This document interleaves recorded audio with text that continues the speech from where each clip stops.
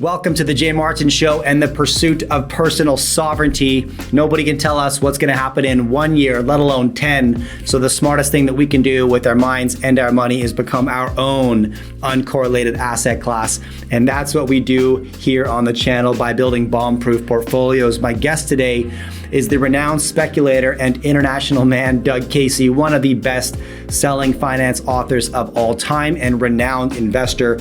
I've learned a lot from this guy over the last 15 years, and I'm excited to have him on the show.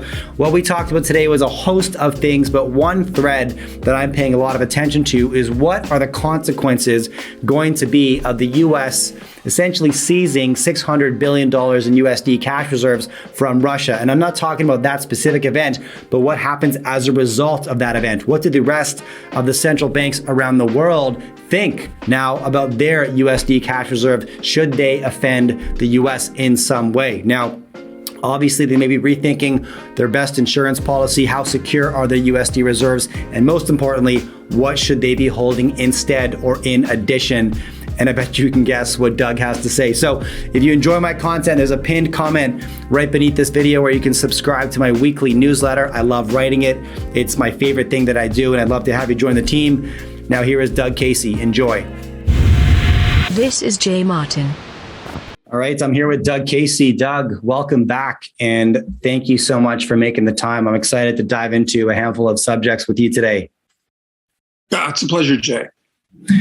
Now, you know what? When I was preparing for this interview, I realized I've been reading and paying attention to you for as long as I've been paying attention to the markets, for about 15 years.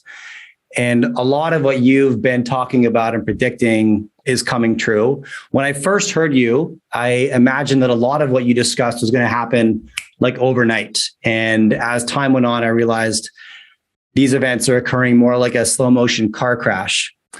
But I wanted to start the interview this way. I want to tell you a lot of the investment advice that I'm getting from some of the other guests on my show, and then get your thoughts on that. How does that sound? Yeah? It's good. Okay. All I need is to make more enemies, Jay, so, but I'll be counted nonetheless. Let's see what we can do. All right. So point of advice number one, investors should move away from growth stocks, and the culture of the market is going to move back towards value-based yield-generating companies. And so I'm hearing a lot of investors on my show talk about reallocating money to US bonds and dividend-paying US equities. What are your thoughts? Two different things. I would say that bonds are absolutely the worst place you can possibly put money today. They're a triple threat to your capital. Number one, with interest rates still close to all-time lows, you're going to lose a lot of money as interest rates go up on bonds. That's number one, because bond prices fluctuate inversely with interest rates. So they're a stupid idea for that reason. Number two, you have the default risk. And with the huge amount of debt in the world, there's a lot of it that's going to be defaulted on because not all of it's going to be able to be serviced. So the default risk is huge for bonds. And number three, of course, is the inflation risk. In the US, inflation is running at 15%. I think it's going to 20% and higher. Meanwhile, most of these bond people are getting 2 or 3% or 4%, depending. So they're losing 15% to inflation per year. So what is going to happen is there's going to be a waterfall of selling in the bond market. So they're the kiss of death. They're, like I said, triple threat to your capital. As far as income yielding stocks, that's a better idea, much better idea. I like that. But people forget when a bear market hits and as bonds crash, we're going to see a stock bear market too. At the bottom, dividend yields could be 5, 10, even 15% at the bottom. So I'm not bullish on stocks or bonds. Let's put it mildly that way. Yeah. Okay. All right. Thoughts on the U.S. seizing $600 billion in USD reserves from Russia the impact of that is going to send a message to central banks all over the world saying, US can take your USD reserves if and when it decides that you're a bad actor. That's going to create a massive shift in preference for central banks to drop USD for something else. Thoughts? You're absolutely correct. It was criminally stupid on the part of the US government to do that. I mean, it amounts to theft. And why would they get involved in a massive theft over a border war between two shithole countries? That's none of our business to start with. But looked at from another point of view, the major export of the US for decades hasn't been soybeans or IBMs or computers or anything, airplanes. Our major export has been US dollars, which we've been shipping out by the hundreds of billions to foreigners who send us real goods. And what's happening now is that people realize that they're printing up dollars promiscuously, and they'll take anybody's dollar account, as they did with Russia's. So the dollar is losing its status as the international numeraire. Nobody wants to hold dollars if they can avoid it. I am now investing in contemporary art. And why? Because the dozens of billionaires and multimillionaires that I've had on this show, they do it too. I'm just following the leader. Since the mid-90s, contemporary art prices and appreciation have actually outpaced the total return of the S&P 500 by 164%.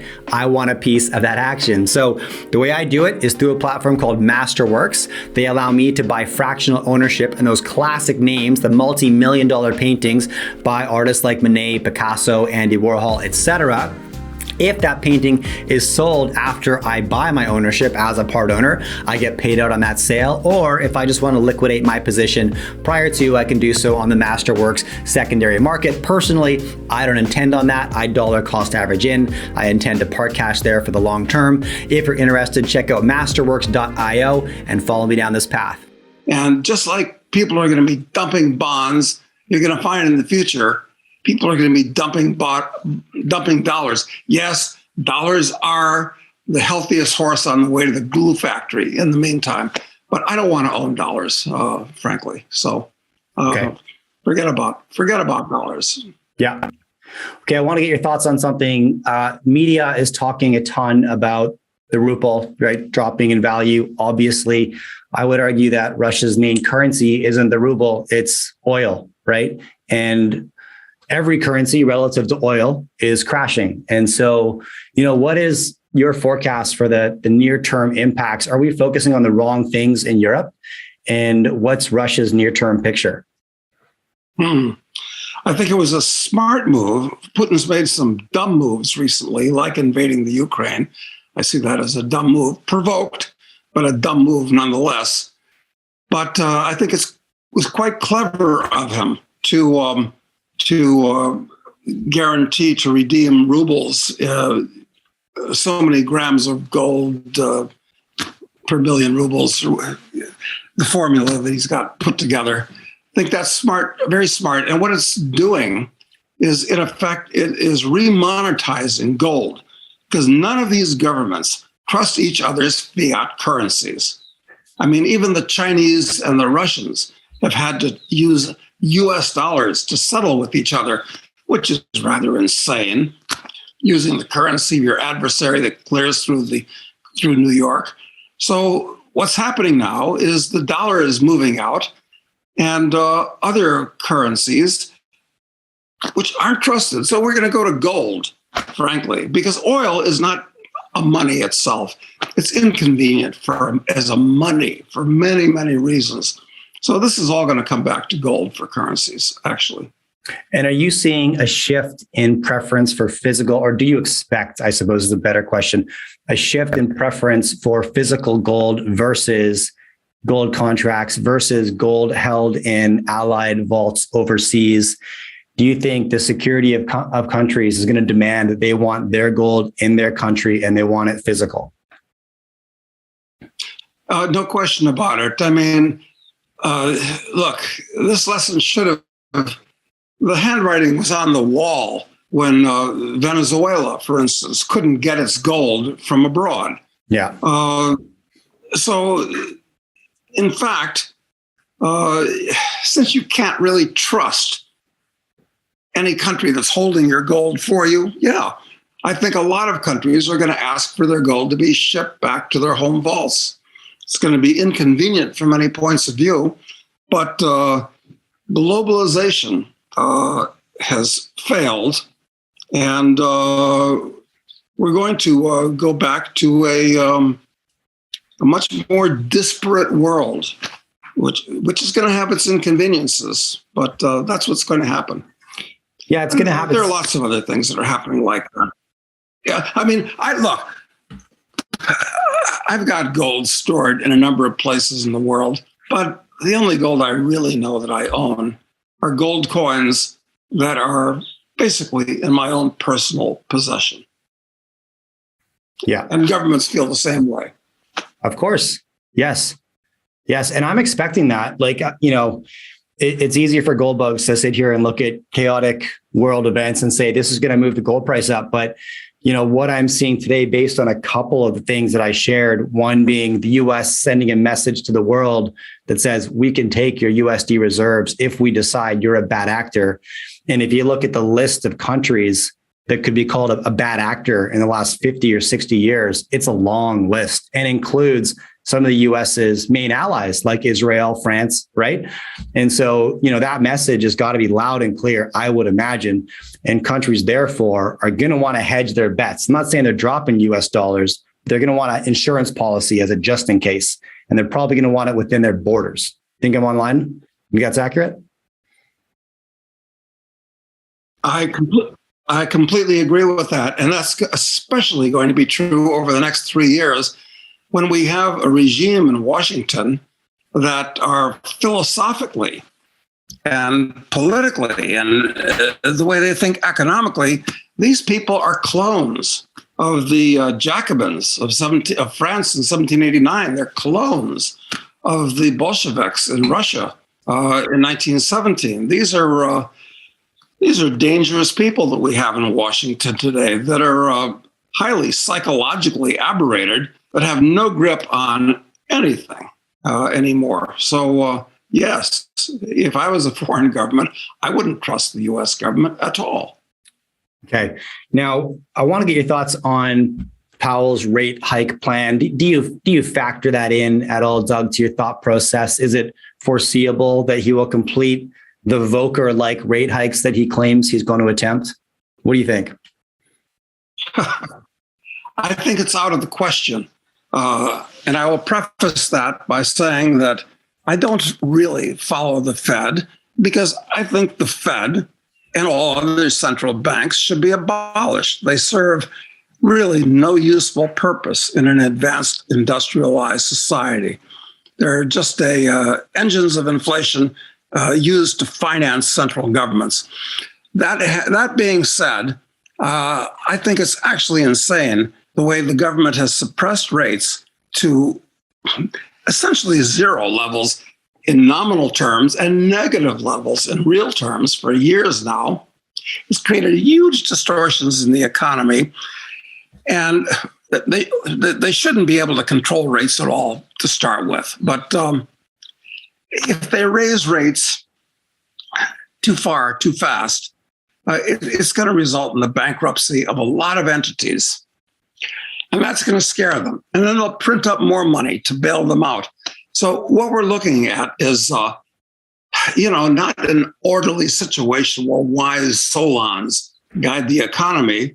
We're looking at economic know-nothings that are going to be driving things up and down like an elevator with a lunatic at the controls. And I think that's a very good analogy. So now forget about Powell and the Fed. He'll be lucky if he's not hung by his heels from a lamppost before this is all over. You know what I appreciate about that is that one of my core lessons from you, Doug, and one of the things that I've implemented into my life is the importance of personal sovereignty, right? So your answer there was like, it doesn't matter, right? You're not paying attention to the Fed. As investors, we tend to obsess about what the Fed is doing. Your approach has always been, I'm just going to exit myself from the system, right?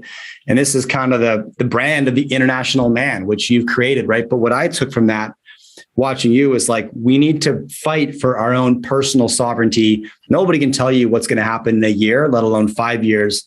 So the smartest thing you can do with your mind and your money is become your own uncorrelated asset class, not dependent on anybody or anything outside of your control. Side note, if anybody watching this, if you want to digest a lifetime of investment lessons and, travel, experience from Doug Casey, read his fictional series. So, the series, you can find it all at highergroundseries.com, but there's 3 books: The Speculator, The Drug Lord, and The Assassin. And this is like Doug's brain put into fiction, like fictional novels. They're fascinating reads. Check them out. And this is the best way to access a lifetime of experience in an entertaining way. Now, Doug, you also run a YouTube channel. I want to push people there because you're creating content on a regular basis. What do people find on the Doug Casey YouTube channel? Well, I say whatever I think, and I try to think out things before I say them so that it makes sense. So on my YouTube channel, dougcasey.com, Matt Smith and I talk about whatever is important in the world today, whether that's news or investments or philosophy or what have you. And people that subscribe to it seem to like it. Because I try not to pull any punches, Jay. Because one of the problems that we have in the world today is that the average person gives entirely too much credibility to the powers that be. They treat these people like Biden and his crew, and Trudeau and his crew, and Macron. I mean, these people aren't the best and brightest in society.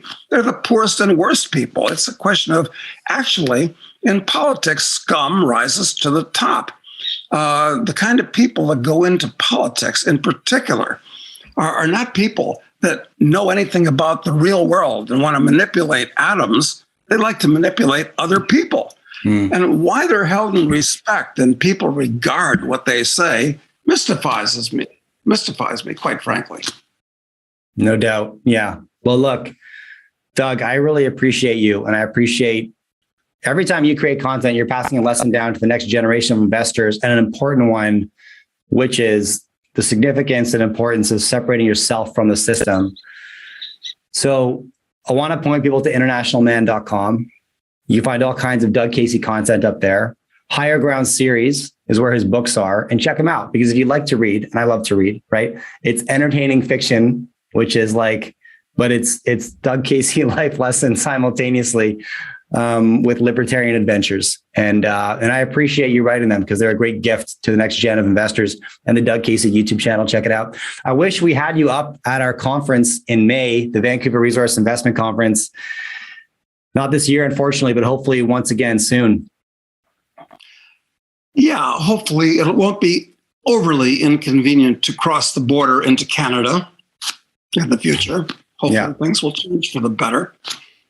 And I look forward to it, because Vancouver has always been one of my favorite cities on the globe. No doubt. Although right now I'm speaking to you from my farm in Uruguay. So yeah, which sounds pretty nice. Look, Doug, thanks so much. I appreciate your time. Pleasure, Jay. All right, thank you for watching this interview. Now, 3 things before I let you go. Number 1, I publish a weekly newsletter, and I love writing it. I share my biggest takeaways and action items from the conversations that I have on this channel. In addition, my thoughts on current events, economic events, political events, and you can subscribe for free. Just hit the pinned comment right beneath this video, or just go to jmartin.club and you can subscribe on the website. I'd love to have you join the team. Number 2, ad revenue from this channel is donated to an organization that is super close to my heart called Zero Ceiling. Now, Zero Ceiling's mission is to end youth homelessness. And the way they do this is by giving at-risk urban youth the opportunity to relocate to beautiful wilderness areas and then provide them with supportive housing, career training, and just generally positive influences on their life. I love what they do. Check them out if you're interested. And number 3, if you prefer to listen to my content as opposed to watch it, you can find me wherever you listen to your podcasts. Just search for The Jay Martin Show. All right, thanks again.